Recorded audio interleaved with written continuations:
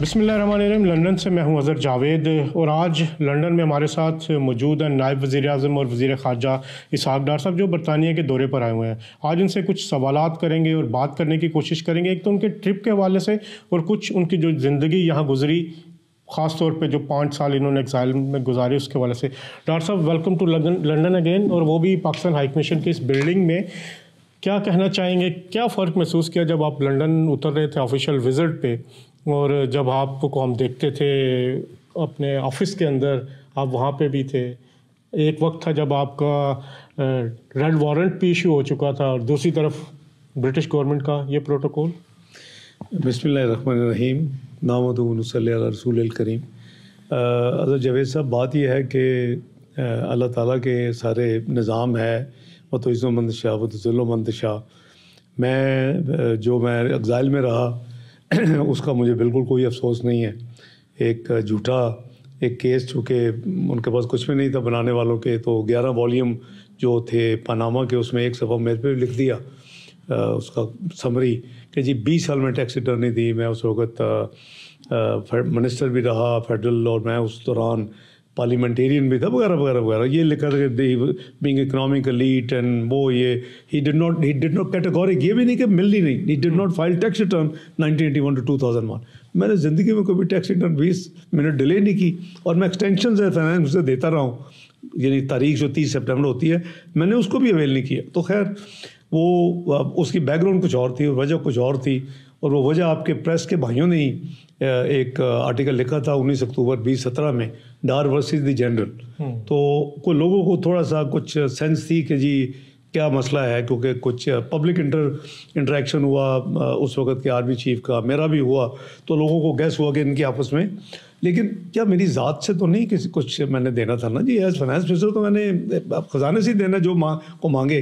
तो मेरी यही थी और है अभी भी कि हमें उतना खर्च करना चाहिए, खसूसन एक्सटर्नल अकाउंट में या फॉरेन करेंसी में, या उतना कमिट करना चाहिए जितना हम अफोर्ड कर सकते हैं। अदरवाइज़ वही होगा जो हुआ है। तो वो unfortunately became bone of contention उनके और मेरे दरमियान, और उसके नतीजे में फिर मियां नवाज शरीफ साहब को तो डिसक्वालीफाई करवा दिया, चूँकि ये कोई इतनी नहीं थी, रिजल्ट कोई ये बहुत ज़्यादा स्ट्रॉन्ग चीज़ नहीं थी। तो मुझे कहा जी रेफरेंस फाइल कर दें। लेकिन मैंने मियां नवाज शरीफ साहब के जाने के बाद भी मैंने वो गिव इन नहीं किया, और उस वक्त जो नए वज़ीर-ए-आज़म आए शाहिद खाकान नवाज़ी, उनके मौजूदगी में करीबन 75 मिनट की मेरी फिर बहस मुबासा हुई, जो हमारा फोरम होता है NSC में। तो मैंने कहा कि नथिंग डूइंग, तो मुझे बाद में ऑफ़र भी किया गया जी आप फॉरेन मिनिस्टर बन जाएँ। वो मैं नथिंग डूइंग, ये मियां नवाज शरीफ साहब की अमानत है, मैं लंदन जाऊँगा, मैं उनको अगले 2-4 हफ्ते में उनकी मिनिस्ट्री वापस कर दूँगा। को मैं ये तो नहीं कि मैं फाइनेंस नहीं, तो मेरा तो एक असूली चीज़ है कि मैं कह रहा हूँ कि कोई भी फाइनेंस मिनिस्टर तो उसको वो नहीं करने देना चाहिए था। अब 6 साल के बाद, जब करीबन 5 साल के बाद जब मैं 2022 में गया, फिर मैंने ऑब्वियसली हर चीज़, मुझे मौका मिला चेक करने का, वो मिनट्स देखने का, सब कुछ, तो मुझे सारा पता चल गया कि हम क्यों कासा लेके फिरते रहे हैं, कि हमने स्पेंडिंग ज़्यादा की अपनी अफोर्डेबिलिटी से। तो अभी जो करंट लीडरशिप है, इसको मैं ट्रिब्यूट पेश करता हूँ। जो मिलिट्री लीडरशिप है, इनको मैंने सारा शेयर किया, और मैंने कहा जी कि अब स्पेस हमारे पास जितनी होगी उन्होंने कहा बिल्कुल इसको हम फॉलो करेंगे। अल्हम्दुलिल्लाह उन्होंने पिछले 2-2.5 साल से उनसे इंटरेक्शन है, उन्होंने उसको स्ट्रिक्टली फॉलो किया। यहाँ पर हम आपको देखते रहे कि जब जो मुश्किलात आई 5 साल के दौरान आपके साथ, आपने भाई जी आपने रेड वारंट की जिक्र किया। बिल्कुल, मैं रेड वारंट, और फिर आप उतर रहे हैं बरतानवी हुकूमत के स्पेशल मेहमान के तौर पे। जी, तो मैं वो रेड वारंट का ये जवाब दूं कि वो अब उसके बाद 18 में नई गवर्नमेंट आ गई। खान साहब जितनी मेच्योरिटी है वो मेरा ज़िंदगी में बहुत साथ रहा है, हमारा आपस में मियां नवाज शरीफ साहब का भी रहा है, शहबाज शरीफ साहब का भी रहा है, मेरा भी रहा है। तो आई नो उनको तो ब्लाइंडली उन्हें समझ पता नहीं कितनी बड़ी तोप है वो, उन्होंने वो यहाँ रेड वारंट इशू करवा दिया, लिखवा दिया इंटरपोल को, इधर इनके साथ एक्स्ट्राडिशन ट्रीटी कभी हुई नहीं बाय नेम, वो करवा दी।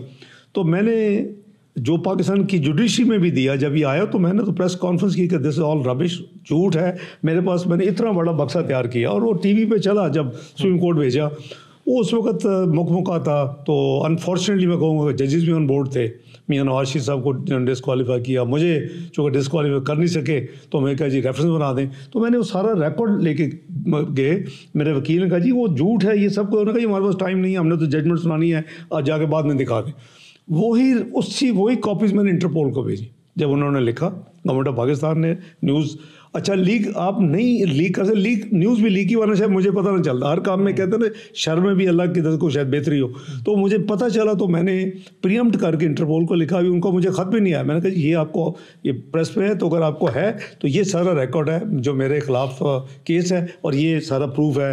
उसमें टैक्स रिटर्न की कॉपीज़ थी, उसमें असेसमेंट ऑर्डर्स थे, रसीदें, हर चीज़ थी, टैक्स पेमेंट का सारा प्रूफ था। तो उन्होंने फिर मुझे, अभी भी मेरे पास है, उन्होंने मुझे फिर क्लीन चिट भेजी कि there is nothing against you. को चंद महीने लगे, उन्होंने कहा जी कि यू कैन ट्रैवल फ्रीली, जैसे जहाँ आप जाना चाहें, there is no restriction on you and we have refuse government of Pakistan कि हम रेड वारंट इशू नहीं करेंगे। और उसके बाद फिर इमरान खान साहब की जो हिकमत अमली फिर बदली और साकिब निसार साहब के ज़रिए मेरा डिप्लोमेटिक पासपोर्ट कैंसिल करवा दिया, जिसके ऊपर मैं एंटर हुआ था इस मुल्क में। तो वो ऑब्वियसली मैंने इमीडिएटली रिपोर्ट किया होम ऑफिस को कि जी ये मेरा पासपोर्ट इन्होंने कैंसिल कर दिया। ये माजी है अल्हम्दुलिल्लाह। जब अल्लाह ताला ने जब मेहरबानी होती है, तो सितंबर 2022 में जब मुझे बाजवा साहब अभी थे, और जब मुझे प्राइम मिनिस्टर शहबाज शरीफ साहब ने इनवाइट किया और मियां नवाज साहब ने उसको एंडोर्स किया कि तो आप जाएं और जाके फाइनेंस संभालें, मुल्क डिफ़ॉल्ट करीबन होने वाला है उसको बचाएं। तो मैं फिर जिम्मेदारी ली। तो मैं जब वापस गया तो उसके बाद फिर मेरी मार्च में जो इस साल पिछले साल सॉरी मेरी थी वो सिविल न्यूक्लियर एनर्जी, उस वक्त यहाँ थे टोरी गवर्नमेंट थी। तो मैं यहाँ उस वक्त भी मेरी मीटिंग्स हुई फॉरेन ऑफिस में। अब जब हम दोबारा इलेक्शन जीत के आए हैं तो इस दफ़ा टोटल गवर्नमेंट चेंज हो चुकी है, लेबर गवर्नमेंट है। जो डिप्टी प्राइम मिनिस्टर है वो मुझे, जब मैं फाइनेंस मिनिस्टर था 1.5 साल पहले, तो उस वक्त वो मुझे as deputy leader the opposition मिलने के लिए पाकिस्तान आई, विजिट में मुझे मिली। और एज फाइनेंस मिनिस्टर हमारी बड़ी अच्छी एक केमिस्ट्री डिस्कशन की मिली। और जो हमारे फॉरेन सेक्रेटरी हैं डेविड लेमी, ये शैडो फॉरेन सेक्रेटरी थे। तो जिस दिन मैं बीजिंग में था, जिस दिन हमने सिक्योरिटी काउंसिल की इलेक्शन जीता 182 वर्सेस 5, तो इन्होंने मुझे मैसेज किया शुक्रिया का। मैं उसका बहुत मैंने उनका शुक्रिया अदा किया। उस वो शेडो थे, उन्होंने कहा जी कि है यानी हिस्टोरिक था। उन्होंने कहा जी कि ये आप ने जो जीता है, हम लुक फॉरवर्ड, अगर हम जीत गए इलेक्शन जो कि जुलाई में है, तो I look forward to work with you. और उसमें फिर उन्होंने मुझे मुबारकबाद के साथ ये, तो मैंने भी उनको एक्नॉलेज किया, शुक्रिया कि अभी जो मीटिंग हुई है, तो मेरी मीटिंग एंजला रेनर साहिबा से जो डिप्टी प्राइम मिनिस्टर हैं, और डेविड लेमी साहब से, तो मेरा कनेक्ट पहले भी था, हो चुका था 1 से 1.5 साल पहले, 1 से करीबन जून के बाद। और फिर जो सेक्रेटरी जनरल ये पाकिस्तान आई थी, हमने यूथ पे हमारा बहुत फोकस है, ये भी कर रही हैं। क्लाइमेट चेंज पाकिस्तान की इशू है, ये भी क्लाइमेट चेंज में काम कर रही हैं। Again a very fine secretary general, जो कि यहाँ की अटॉर्नी जनरल रह चुकी हैं, यहाँ के फॉरेन मिनिस्टर रह चुकी हैं, बैरोनेस हैं, किंग्स काउंसिल हैं। तो वो बहुत फाइन एक ऑफिसर हैं कॉमनवेल्थ के हवाले से। और कॉमनवेल्थ चोगो में हो रहा है, जहाँ फिर एक उनका सक्सेसर भी इलेक्ट होना है। तो ये अल्लाह ताला का ख़ास करम है कि जब मैं आया तो मेरी चूँकि फ़्लाइट 2 घंटे लेट थी, तो जो आप कह रहे हैं कि अगर ये मुझे इनकी सारी एक कर्टसी, इन्होंने जो प्री प्लान थी, उनको तो नहीं पता फ्लाइट लेट होगी, तो शायद मेरी मीटिंग भी मिस हो जाती फॉरेन ऑफिस वाली। तो मैं अल्हम्दुलिल्लाह आई एम ग्रेटफुल। कल जब मेरे ऑफिशियल एंगेजमेंट यूके अथॉरिटी से ख़त्म हुए, तो मैंने इनको इन्फॉर्म कर दिया कि जी मेरे आपके चूँकि उनको भी पता था मेरा सारा शेड्यूल है उनके पास। मैं कहा चूँकि अब मेरा प्राइवेट है, तो आज मेरी प्रेस कॉन्फ्रेंस थी, और इसके बाद कल रात मेरा पाकिस्तान कम्युनिटी के साथ था, आप भी थे उधर। तो मैंने इनको इतला कर दी कि जी आपकी courtesy, thank you very much, grateful for the hospitality and all support. तो अब मेरी जो है वो 1.5 दिन जो है वो अपनी कम्युनिटी और अपने हाई कमीशन के काम है। तो थैंक यू वेरी मच। तो वो मैंने शुक्रिया के साथ उनको बता दी। अच्छा डॉक्टर साहब, हमने देखा कि पाक बरतानिया ताल्लुकात में कुछ सर्द महरी थी कुछ पिछले अरसे से, लेकिन ये जो विज़िट है उसको जो हमने इंडिपेंडेंट बात की है, काफ़ी बेहतरी आई है। और इसे डार्क डिप्लोमेसी का एक नाम भी दिया जा रहा है मुख्तलिफ हल्कों की तरफ से। कैसे देखते हैं इस विज़िट को? आपका पाकिस्तान और बरतानिया का जो रिलेशनशिप है वो कैसे टेक ऑफ होने जा रहा है? अज़हर साहब, हमें पूरी कोशिश करनी चाहिए। देखिए हमारे बहुत कन्वेंशनल पार्टनर हैं, फिर हम वन ऑफ दी जो फाउंडर मेंबर कहा जा सकता है कॉमनवेल्थ के जो हम हैं, इनके साथ हमारा 17 लाख हमारे बहन भाई इधर हैं। 4 बिलियन की ट्रेड हमारी इनकी ट्रेड वॉल्यूम है, ओवर $4 बिलियन रेमिटेंसेज हैं 17 लाख लोगों के। तो ये इनके साथ तो हमारा सेंचुरीज ओल्ड, इवन जब पाकिस्तान नहीं भी बना था ना, तो वो जो सब कॉन्टिनेंट का, तो इनके साथ हमारी इतना कल्चरल, आप यू फील एट होम जब आप यूके में होते हैं, तो इतना ज़्यादा आपके कोई ना कोई दोस्त रिश्तेदार फिर आप पड़े हैं इधर।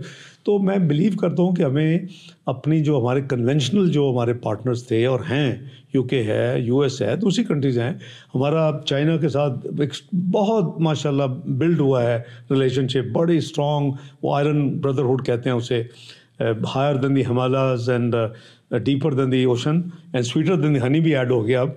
तो अब तो स्काई में भी चले गए हम इकट्ठे। तो वो हमारा तो फोकस ये है मेरा, फ्रैंकली स्पीकिंग। मैंने तो डे 1 में जब जिम्मेदारी संभाली तो मेरी पहली जो टॉक थी विद माई कोर टीम वजारत ख़ारजा में कि आज से इकनॉमिक डिप्लोमेसी होगी, कि हमने पाकिस्तान के जो माशी इंटरेस्ट को आगे लेके जाना है, पाकिस्तान के लिए फॉरेन डायरेक्ट इन्वेस्टमेंट की काम करना है, ट्रेड बढ़ानी है, और अपने तल्लुकात को, जो हम पाकिस्तान कहते हैं जी डिप्लोमेटिकली आइसोलेट हो चुका, अगर आपको याद हो। तो अब आप देखें कि अल्लाह के फजल करम से जो पिछले 6-7 महीने में जो एफर्ट्स हुई हैं उसके नताइज आपके सामने हैं।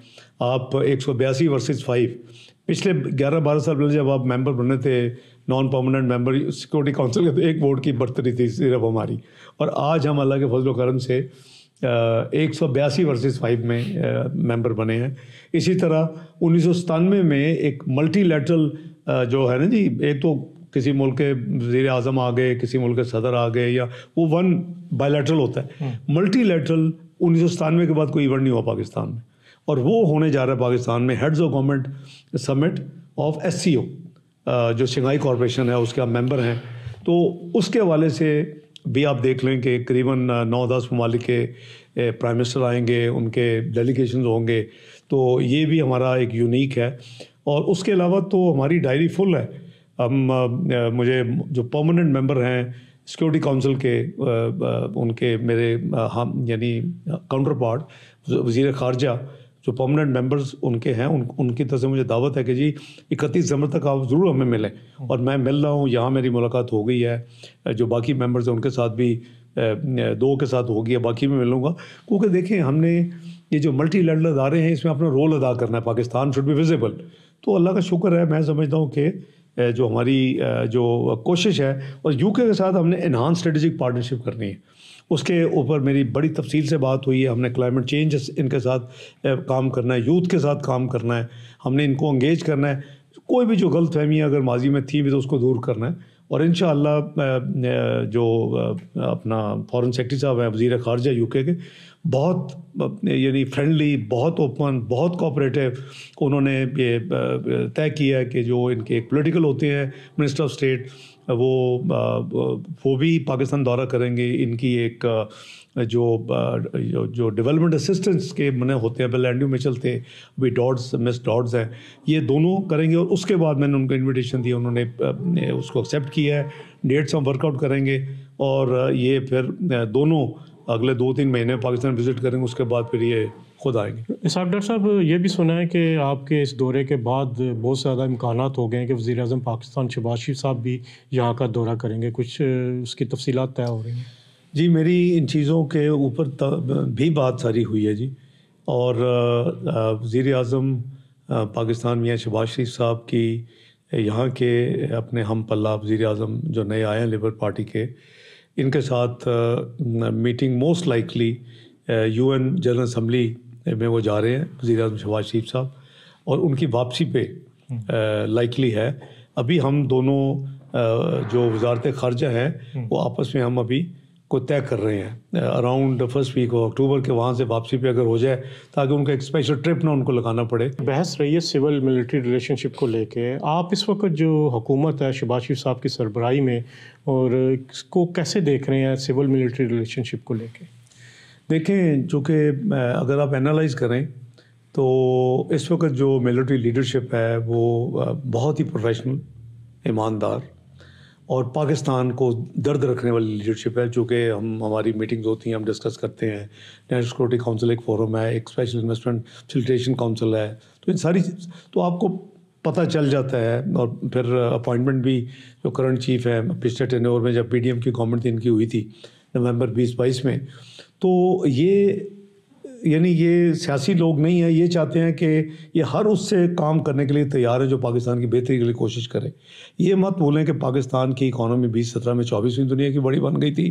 तमाम मुआशी अशारिये पॉजिटिव थे, सारी दुनिया पाकिस्तान की तरफ देख रही थी। दुनिया के बड़े बड़े अदारे कह रहे थे कि पाकिस्तान इस स्पीड से गया तो चंद सालों में दुनिया की जो प्रीमियम क्लब है G20 जैसे कहते हैं उसमें शामिल हो जाएगा।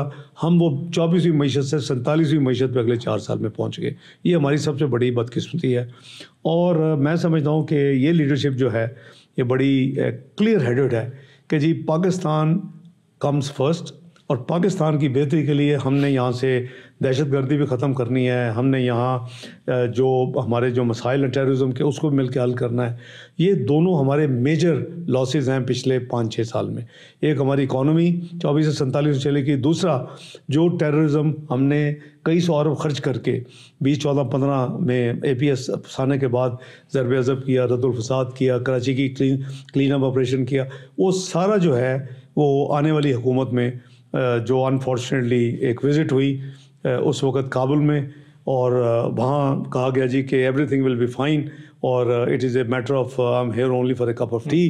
तो उसके नतीजे में वापस आके उस वक्त हुकूमत ने जो है वो 100 से ज़्यादा हार्डन क्रिमिनल टेररिस्ट को रिलीज़ किया। उनमें वो लोग भी शामिल थे जो बालाकंड के जो एपिसोड था पाकिस्तान के ख़िलाफ़ उसमें भी थे, APS के भी रिमोट था, तो उनको छोड़ा। उधर से कहा जी कि हम सब भाई भाई, वो वापस जो भाग गए थे यहाँ से 35-40 हज़ार, क्योंकि उनका तो वीज़े के ज़रिए, तो इससे एस्टिमेट है कि 35-40 हज़ार लोग भी वापस आ गए। ये जो एक दोबारा नई लहर दौड़ी है पिछले कई महीनों में, आपने देखा कि 26 अगस्त को क्या हुआ बलूचिस्तान में 9 जगह पर अटैक, ये सारी की सारी उसी का शाखसाना है और उसी की कंटिन्यूटी है। बहुत बदकिस्मती है। मैं समझता हूँ कि इस मुल्क में बहुत पोटेंशियल है। हमें मिल के अगर हम काम करें तो 130 अरब डॉलर के जो हमारे एक्सटर्नल कर्जे हैं सारा कुछ मिला के वो उसके अगेंस्ट हमें अल्लाह ताला ने 10,000 अरब डॉलर के एस्टिमेटेड हमें असेसा दिए हुए हैं।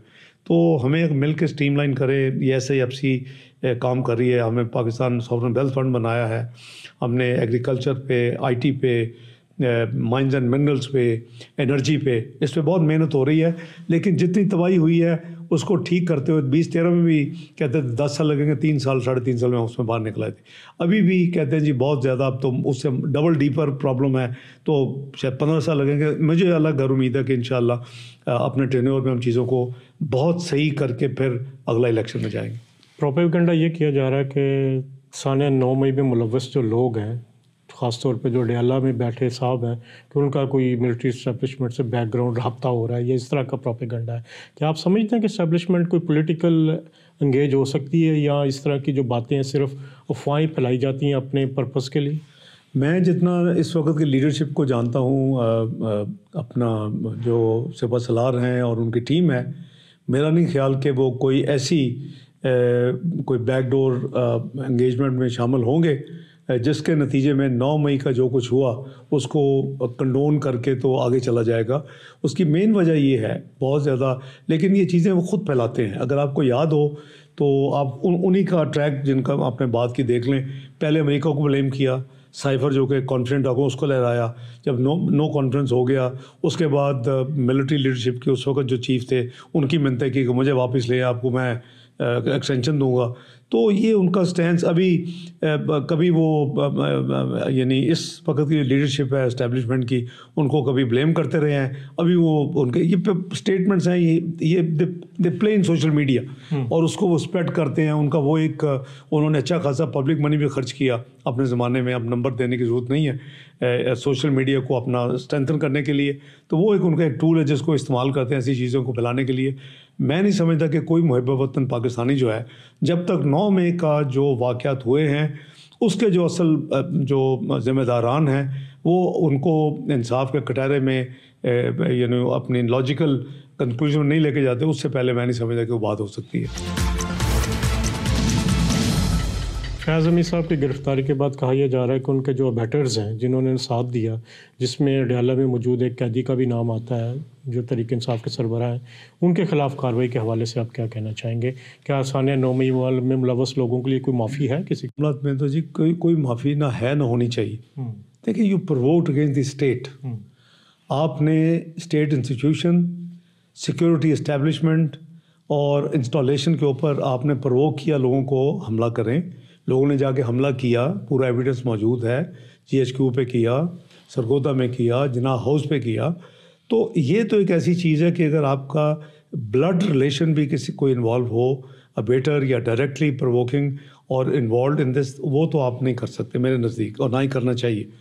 शॉर्ट ऑफ दैट हमेशा सियासत में स्पेस होती है रिकन्सिलिएशन की, अफ़ाम तफ़हीम की, डायलॉग की। तो मैं समझता हूँ कि जब तक ये 9 मई का जो मामला है ये एक लॉजिकल एंड पे नहीं जाएगा, उससे पहले कोई पॉलिटिकल रिकन्सिलिएशन या बातचीत की कोई गुंजाइश नहीं। बानी तरीके इंसाफ का मिलिट्री ट्रायल हो सकता है? देखें, वो कानून बड़ा वाज़ेह है, उसमें कोई पिछले PDM में या आपको अमेंडमेंट नहीं की गई, और कानून जो है वो उस कानून की के हवाले से जो डिमांड करता है कि कोर्ट मार्शल वगैरह के जिसमें चीज़ें आती हैं, जैसे जनरल फैज़ हमीद उसमें इन्वॉल्व हैं इस वक्त उस प्रोसेस में, तो उसके to the best of my understanding मेरा ख्याल है कि जो वेटर्स जो है वो उस डेफिनेशन में फॉल करते हैं। लेकिन ऑब्वियसली हमें अच्छी तरह कानून को देख लेना चाहिए। मैं इसलिए ये इस कैबिनेट के साथ ये कह रहा हूँ कि मेरी याददाश्त के मुताबिक वो यानी इन्वॉल्वमेंट है। अच्छा, अब शहबाज शरीफ साहब बतौर प्राइम मिनिस्टर, कोalition गवर्नमेंट, पहले भी PDM की बड़ी मुश्किल थी, अब फिर हालात ऐसे ही हैं, कैसे लेके चल रहे हैं वो? नहीं, अल्लाह का शुक्र है। देखें, आगे भी जो PDM की गवर्नमेंट थी एक एजेंडा था। अजहर जावेद साहब, यहाँ भी हमारी बहस होती थी, मैं इधर था उस वक्त जाने से पहले, सितंबर 22 से पहले बहुत लोगों का ख्याल था कि गवर्नमेंट में नहीं जाना चाहिए। लेकिन जो जितनी तबाही हो चुकी थी, अब 47वीं मईशत बन चुके थे, आप एक एक पेमेंट पे डिफ़ॉल्ट वर्चुअली बड़ी मुश्किल से बचा रहे थे अपने आप को, तो पाकिस्तान डिफ़ॉल्ट कर जाता। और खुदा न खास्ता अगर होता तो शायद कुछ कुव्वतें दुनिया में बहुत खुश होती, क्योंकि फिर श्रीलंका जैसी सिचुएशन होती, कुछ दस्तों गिरबान लोग होते, आम लोग, जैसे श्रीलंका में हुआ है। उसके बाद फिर कुछ लोग आते, उनकी को अपनी विश लिस्ट है, वो आपको अपनी डिमांड देते। शुक्र है अल्लाह मियां का कि हम उससे निकल गए। पॉलिटिकल बहुत ज़्यादा लॉस हुआ, क्योंकि जो तबाही थी, मैं कहा करता हूँ कि एक बिल्डिंग 100 मंजिले की आग लगी हुई थी, हम 98 पे आग पहुँची हुई थी, तो अगर हम वो ना आते तो वो तो बुझा के वापस, लेकिन वो जो तबाही उसको रिपेयर करना जो है इससे अपल टास्क, तो वो अल्लाह का शुक्र है कि हमने।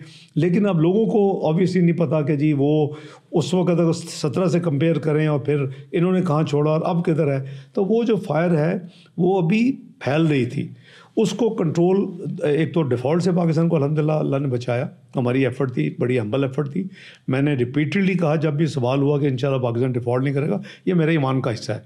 और उसके बाद अब जो गवर्नमेंट है, अब भी हमारी कोलिशन गवर्नमेंट है, लेकिन हमारी बड़ी कंफर्टेबल मेजॉरिटी है। हमें यानी जो सिंपल हाउस है उसमें हमें करीबन 168 हमारी होनी चाहिए। हमारे पास 210 लोग हैं हम ट्रेजरी बेंचेस में, जो हमारे साथ बैठे हुए हैं, जो हमारे कोलिशन पार्टनर्स हैं। इस तरह मैं समझता हूँ कि हमें कोशिश करनी चाहिए कि हम जितनी यूनिटी हो सके सब मिल के पहले पाकिस्तान को इस बवर से बाहर निकालें और इसको स्टेबल लेके जाएं, इसको वापस 20वीं मईशत में शामिल या कम उसके करीब ले जाएं, जैसे आगे चला गया था 24वीं मईशत। और उसके बाद सियासत होती रहेगी और हेल्थ, एजुकेशन, अवामी मसाइल पे अपना मेहनत करें, जो कि वज़ीर आज़म शहबाज शरीफ साहब दिन रात उन चीज़ों पे लगे हुए हैं। जो लॉस मेकिंग अदारे हैं उनको हम यानी प्राइवेटाइज करें, PIA को प्राइवेटाइज करें, लेकिन उसकी जो नई पार्टी उस पर इंजेक्ट इतना पैसा करें इंडिया की तरह कि वो एयरलाइन फिर उठे। और हम यहाँ भी नेगोशिएट कर रहे हैं। मैंने अपनी मीटिंग्स में भी इसको डिप्टी प्राइम मिनिस्टर से टेकअप किया कि प्लीज़ हमें आप हेल्प करें। वो ऑब्वियसली उनकी एविएशन अथॉरिटी एक प्रोसेस है, और हमारे अपने पिछली हुकूमत के PTI के मिनिस्टर एविएशन ने बयान दिया जिसके बाद ये सारा ग्राउंड हुआ। तो हम ब्लेम तो हमें अपने आप को करना चाहिए। तो इसी तरह हम अब एयरपोर्ट आउटसोर्सिंग के लिए हमने बेड्स मांगी हुई हैं। तो ये सारी चीज़ें जो है ना, ये मिल के इंशाल्लाह पाकिस्तान को, आप देखें ना आपकी इन्फ्लेशन जो कि 1.5 साल 2 साल पहले 33% में पहुंच गई थी, उसका वो एकदम से तो वो आप उसको स्टॉप नहीं कर सकते। पिछले साल तक ये कोई 20s में थी, 26-27 थी, अब सेकंड लास्ट मंथ में 11.23 थी, अब जो अभी लेटेस्ट आया है अगस्त 9.6 है। तो इससे सारी चीज़ें जुड़ी हुई हैं। आपके इंटरेस्ट रेट कम हो रहे हैं, आपने देखा कि इंटरेस्ट रेट जो है वो 22 से कम होकर 19.5 है। अभी चंद दिन में हर 2 महीने के बाद रिव्यू होता है, monetary policy committee state bank की करती है। अब होगा कम? अभी ड्यू है चंद दिनों में, उनकी मीटिंग ड्यू है 2 महीने के बाद, 2 महीने हो चुके हैं, और वो यही बेस होता है CPI। तो अगर CPI जो है वो 9.6 पे चली गई है, एवरेज चले पूरे साल की कोई 11, 12, 14 होगी, वट एवर वो देखेंगे, लेकिन रिडक्शन विजिबल है कि अब 19.5 का कोई जवाब नहीं है कि पॉलिसी रेट हो। तो ये सारी चीज़ें, it will help industry, it will help business, it will help traders. तो ये सारी चीज़ें यानी एक पूरा एक जो इकोनॉमिक साइकिल है वो हमने उसको ठीक करना है, मैक्रो इकोनॉमिक स्टेबिलिटी लानी है, आवाम को रिलीफ देनी है, आवाम के लिए ज़िंदगी को आसान करना है, और इंशाअल्लाह it is doable. Judicial package मंजूर होने जा रहा है, 2/3 अक्सरियत है आपके पास? देखिए, मैं कोई चीज़ प्रेम नहीं करना चाहता, लेकिन जो हमारा हाल है, जो आवाम का हाल है, जितने जो बड़े लोग हैं उनको तो फ़ोन करके कहा जाता है आप पटिशन हमारे पास ले आएँ। अब की बात नहीं कर रहा, पुरानी पिछली हुकूमत में बात कर रहा हूँ। जब इमरान खान साहब को फ़ोन हुआ, एक जज साहब कहा कि जी आप यहाँ लेके आए, पनामा की बात कर रहा हूँ, तो पटिशन लगती है, बड़े लोगों की साथ ही सुनी जाती हैं, लेकिन हज़ारों केसेस हैं, वो टॉप से लेके नीचे जूनियर जुडिशरी तक 3-3 नस्लें भुगतती हैं और फैसले फिर भी नहीं होते। तो इसके लिए जुडिशल रिफॉर्म्स ज़रूरी हैं, और मैं समझता हूँ कि हमारी हुकूमत जब भी अल्लाह ने मौका दिया, अलाइस की सपोर्ट के साथ और उनके अफ़ाम व तफ़हीम से मिल के हम ये जुडिशल रिफॉर्म ज़रूर करेंगे। कब होंगे वो मैं गारंटी नहीं कर सकता। साकिब निसार साहब ने आपसे माफ़ी मांगी थी किसी स्टेज पे किसी के ज़रिए? नहीं, माफ़ी अल्लाह से मांगनी होती है जी, माफ़ी शाफ़ी छोड़े। मुझे यहाँ भी उनके पैगाम मिले कि मैं तो चाहता था वापस आ जाऊँ वगैरह, वह छोड़े, और मेरे जाने के बाद भी 1-2 दफ़ा उनसे फ़ोन आया और मैं बात की। मेरी देखे ज़ाती, मैंने सब, चाहे वो कोई भी हो, पहले हमें अल्लाह ताला पे इतना बड़ा जितना शुक्र अदा करूं कम है कि जैसे अभी आपने ख़ुद शुरू में कोट किया कि जी 6 साल पहले के हालात थे, 2022 तक 5 साल रहे, और अब क्या है? वही मुल्क जिसमें मुझे ट्रॉल किया जाता था और मैं मस्जिद से निकलता था और पीछे पीछे ये कुछ लोग, अल्लाह उनको हिदायत दें, तो वीडियो बनाते थे। तो अब अल्लाह ताला के फजल करम से जो मुझे इज़्ज़त अल्लाह ने दी, और मैं पाकिस्तान का मुकदमा पहले भी लड़ा है, इंटरनली भी एक्सटर्नली भी, मैं अल्लाह के फजल से वो मेरी ज़िम्मेदारी है, वो मैं उसको इबादत समझता हूँ, मैं वो करता रहूँगा। जो किसी ने किया है वो उसके सामने मैंने देखा है कि उसने इस दुनिया में भुगता है, और हमारे सामने सारे शवाहिद हैं। इसलिए अल्लाह ताला का जो है ना भरोसा, वो काफ़ी है, उसको छोड़ देना चाहिए। अच्छा, आखिरी सवाल, मियां मोहम्मद नवाज शरीफ का क्या इस वक्त रोल है, कितने एक्टिव हैं और वो किस तरह ओवरसी कर रहे हैं? वो अल्हम्दुलिल्लाह मियां नवाज शरीफ साहब बिल्कुल एक्टिव हैं, पार्टी की मीटिंग्स वगैरह वो करते हैं। वो फेडरल गवर्नमेंट में जो उनके इस वक्त हम सब नुमाइंदे हैं, और जो पंजाब गवर्नमेंट में उनकी टीम है, उनके साथ इंटरेक्ट एंड जॉइंट भी करते हैं, सेपरेट भी करते हैं, डिपेंडिंग कोई इशू हो। और आपको पता है कि उनके वापस जाने के बाद जब उनके तमाम केसेस ख़त्म हुए, तो अल्लाह के फजल से वो कायद के होने के जो लाइफ टाइम कायद थे, अब तो सदर बन चुके हैं। वो वज़ीर आज़म शहबाज शरीफ साहब ने ये 2-3 दफ़ा उनके आने से पहले ऐलान किया था कि जी मैं जो ही आएंगे, ये उनकी अमानत है जो मैं लेके चल रहा हूँ, और ये मैं मियां नवाज शरीफ साहब को वापस करूँगा। तो इन्हें वे बहुत अच्छा है कि वो पार्टी को मियां नवाज शरीफ साहब चला रहे हैं, और मियां शहबाज शरीफ साहब फुल टाइम गवर्नेंस के ऊपर फोकस दे रहे हैं, मुल्क के मसाइल के ऊपर फोकस दे रहे हैं। 7 दिन करीबन मीटिंगें कर रहे होते हैं, काम कर रहे होते हैं। तो हम भी उनकी एक टीम का हिस्सा है, तो इंशाअल्लाह मिल के पाकिस्तान को ठीक करेंगे। मरीम नवाज बतौर वज़ीर आला पंजाब, उनको कैसे देख रहे हैं? माशाल्लाह मरीम बेटी इज़ डूइंग एक्सीलेंट। उनके जो दुश्मन है वो भी माशाल्लाह तारीफ़ें उनकी करते हैं, और उन्होंने जितनी मेहनत माशाल्लाह पहले जो हम कहते थे कि एज पार्टी के लिए की थी, अब वो अपने सूबे के लिए कर रही हैं, आवाम के लिए कर रही हैं। लेटेस्ट जो आपने रिलीफ आपने देखा जो उन्होंने दी आवाम के लिए, वो बड़ी बोल्ड रिलीफ थी। और मैं समझता हूँ कि अल्हम्दुलिल्लाह जितनी तारीफ़ की जाए कम है। She is shining future leader of Pakistan. बहुत शुक्रिया डॉक्टर साहब, थैंक यू।